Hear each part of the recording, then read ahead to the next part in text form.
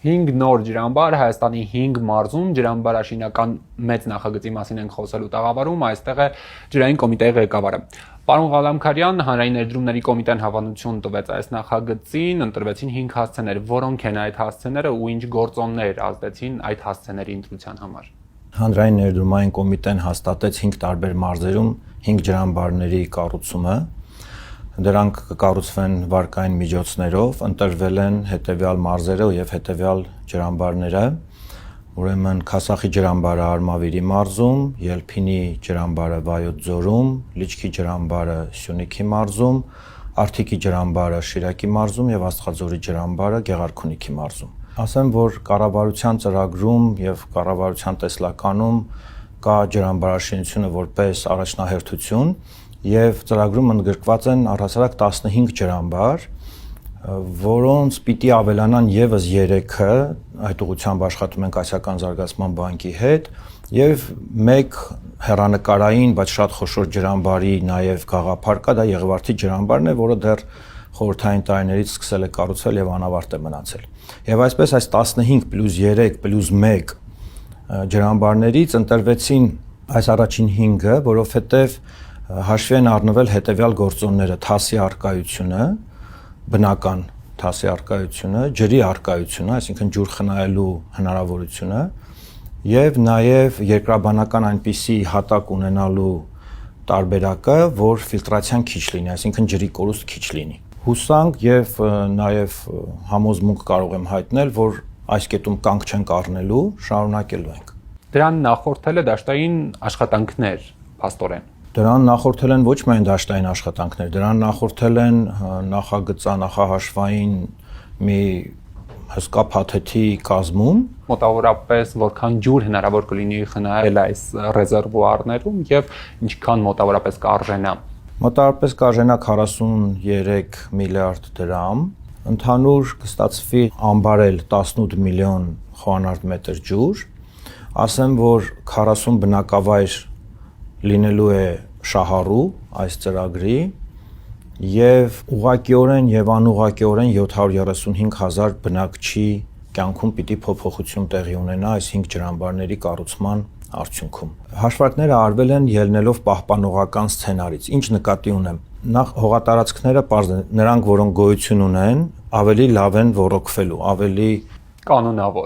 կանոնավոր, ավելի բավարար, ծավալի ջրով եւ այլն, իլրումը դրա ունենալու ենք լրիվ նոր հողատարածքներ, որոնք ավելանալու են։ Բայց մշակաբույսերի առումով հաշվարկը արվել է կոնսերվատիվ ձևով, այսինքն հաշվել ենք այն մշակաբույսերը եւ այն ռեժիմները եւ այն տեխնոլոգիաները, որոնք այս պահին տվյալ տարածաշրջաններում կիրառվում են։ Այսինքն, որպեսզի պատկերավոր լինի, Դիցուկ Աստղաձորի ջրամբարը, այնտեղ մշակվում է կարտոֆիլ։ Հաշվարկները արվել են այնպես, որ պիտի շարունակվի կարտոֆիլի մշակումը, բայց չի բացառվում եւ մենք հույս ունենք եւ գրեթե համոզված ենք եւ գյուղատնտեսության մեր դինամիկան դա է ցույց տալիս, որ մենք կունենանք բազմաթիվ տարածքներում ավելի խնայողական ոռոգման տեխնոլոգիաներ, կունենանք ավելի նոր մշակաբույսեր եւ դրա հետևանքով այդ ծախս եւ արդյունք հարաբերակցությունը կփոխվի իշա արդյունքի։ Մի քանի անգամ նշեցիք խնայողական ու ավելի, այսօր ինչ խնդիրների ենք բախվում ընդհանուր ջրի ռեսուրսների կառավարման իմաստով ու ինչպես անելիքներ կան այդ ուղղությամբ։ Խնդիրները հսկայական են, անելիքները համապատասխանաբար հսկայական են։ Ավելի շատ։ Ավելի շատ։ Իհարկե մենք չենք պատրաստվում բավարարվել եղածը պահպանելով, պիտի զարգացնենք, պիտի դրական դինամիկա ունենանք։ Դե հանրահայտ փաստ է, որ ենթակառուցվածքները մաշված են։ Հանրահայտ փաստ է, որ մենք ունենք նաև կառավարման որակի խնդիր։ Այսինքն մենք ունենք կորուստներ, որոնց մի մասը այո ենթակառուցվածքների անբավարար լինելու հետևանքով են, ջուրը A կետից B կետ հասցնելու, բայց նաև ունենք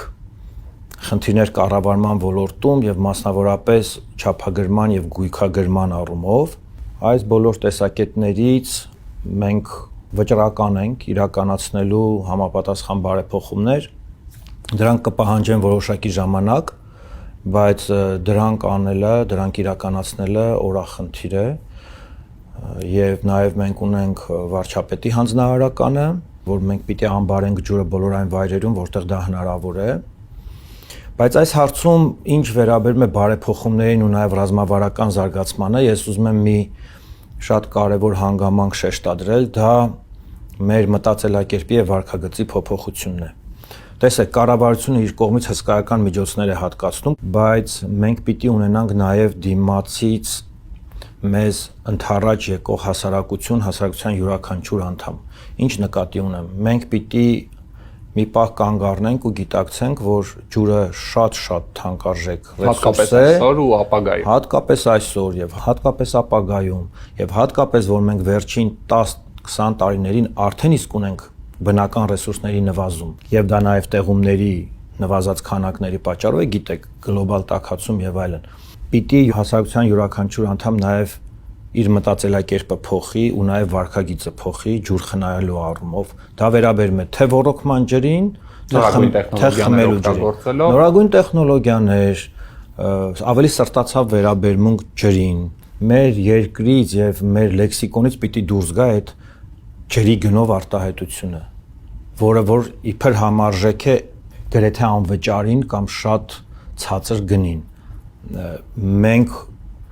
լինելով քիչ թե շատ ջրով ապահովված երկիր, միևնույն ժամանակ պիտի հասկանանք, որ սա մեր շատ թանկ ռեսուրսն է, որի վրա պիտի դողանք բառից բուն իմաստով ու այստեղ յուրաքանչյուր քաղաքացու անելիքը կա։ Պարոն Ղալամքարյան, վերջերս ավարտվեցին անկախ Հայաստանի պատմության մեջ առաջին նոր կառուցված ջրամբարի շինարարական աշխատանքները, խոսքը Վեդու ջրամբարի մասին։ Այստեղ մոտարապես որքան ջուր հասցրեցինք կուտակել, եթե կուտակել ենք, ընդհանուր մեր ռեզերվուարներում այս պահին որքան է ջուր ամբարված։ Վեդու ջրամբարում այս պայդրությամբ դեռևս 1.2 միլիոն խոհանարդ մետր ջուր է ամբարված, այս process-ը կտևի եւս 2-3 տարի, մինչեւ որ մենք կունենանք ջրի բավարար ծավալ, որ ոռոգման նպատակներով դա օգտագործենք, համարվում է, որ Հայաստանում փոքր, միջին եւ մեծ ջրամբարների քանակը 80 է, տարբեր գնահատականներով այդ թիվը մի քիչ տարբերվում է, բայց այսինքն 80 ջրամբարներում մենք կուտակում ենք մոտավորապես 1 միլիարդ խոհանարդ մետր ջուր։ Բայց եղանակային պայմաններից ելնելով ջրի ծավալները բավականին տարեցտարի կարող են փոփոխվել։ Այսպես դες ասեմ, հոկտեմբերի դրությամբ 12 խոշոր ջրամբարներում մենք ունեցել ենք 800 միլիոն խոհանարդ մետր։ Բայց մի բան էլ ասեմ, հաճախ սոցցանցերում այդ թեման շահարկվում է, որ վայ, տեսեք, Ապարանի ջրամբարում ջուր չկա, տեսեք, Ազատի ջրամբարում ջուր չկա։ Ջրամբարների բուն իմաստը այն է, որ այդտեղ ջուրը կուտակվի ձմռան գարնան ամիսներին եւ օգտագործվի ուշ գարնան եւ ամռան եւ վաղ աշնան ամիսներին ոռոգման նպատակներով։ Այսինքն կոչ եմ անում մեր քաղաքացիներին, երբ որ այդպես ապոկալիպտիկ տոնայնությամբ տարածում են տեսանյութեր եւ լուսանկարներ, մի պահ հասկանալ, ըմբռնել, թե ինչու է տվյալ ջրամբարը դատարկվել։ Դատարկվել է, որովհետեւ օգտագործվել է ըստ նշանակության։ Շնորհակալ եմ, պարոն Ղալամքարյան։ Ես էլ եմ շնորհակալ։